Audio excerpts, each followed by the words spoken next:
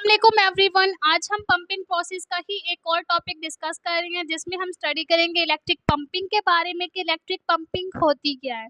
ये एक्चुअल में pumping process की ही एक ऐसी टाइप है जिसमें हम इलेक्ट्रिक फील्ड की मदद से एटम्स को पंप करते हैं कि वो एक्साइटेड स्टेट में मूव करें। In electric pumping, the electric field causes ionization medium and electrons are produced in an electric discharge tube. These electrons are accelerated to a high velocity by the strong electric field and thus collide with the gas molecules and perform population inversion. Actual में जब हम electric field provide करते हैं किसी system में, तो वहां पर क्या होता है कि इलेक्ट्रॉन्स एंड पॉजिटिव आयंस जो हैं वो सेपरेट हो जाती हैं। उन इलेक्ट्रॉन्स को जब एक्सेलरेटेड किया जाता है स्ट्रॉन्ग इलेक्ट्रिक फील्ड की मदद से, एक्सेलरेटेड इलेक्ट्रॉन्स जब गैस मॉलिक्यूल्स के साथ इंटरेक्ट करते हैं तो वो क्या करते हैं, उन्हें एक्सेलरेट करते हैं कि वो मूव कर जाएं एक्साइटेड स्टेट में, और इस तरह वो पॉपुलेशन इन्वर्जन का प्रोसेस परफॉर्म करते हैं। इनकी जो एग्जांपल्स हैं वो है helium neon laser.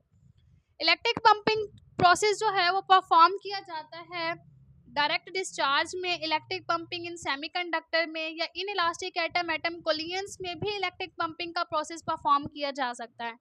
Direct discharge में एक्चुअल में होता क्या है कि इलेक्ट्रिक एनर्जी जो है वो डायरेक्टली अप्लाई की जाती है बैंड गैप ऑफ सेमीकंडक्टर्स में, जिसकी वजह से इलेक्ट्रॉन्स एंड होल्स जो हैं वो एक दूसरे के साथ कंबाइन हो जाते हैं और इलेक्ट्रिकल एनर्जी डायरेक्टली कन्वर्टेड हो जाती है इनटू लाइट एनर्जी में।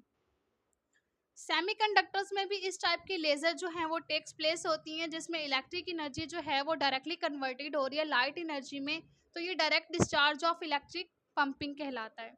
नंबर 2 पर है इलेक्ट्रिक पंपिंग इन सेमीकंडक्टर्स में। सेमीकंडक्टर्स में एक्चुअल में क्या होता है कि अगर हम कोई पीएन जंक्शन लें यानी इलेक्ट्रॉन्स एंड होल्स लें, तो उन इलेक्ट्रॉन्स और होल्स को जब हम एक्सटर्नल इलेक्ट्रिक फील्ड प्रोवाइड करेंगे तो उसकी मदद से क्या होगा कि इलेक्ट्रॉन पॉजिटिव आयंस की तरफ मूव करेंगे और होल्स जो हैं वो नेगेटिव आयंस की तरफ मूव करेंगे, जिसकी वजह से उनमें क्या होगा कि मीन जब वो पॉजिटिव आयंस की तरफ मूव करेंगे तो इनकी इंट्रैक्शन से एक्सेलरेशन प्रोड्यूस होगा, यानी एक्साइटनेस प्रोड्यूस होगी।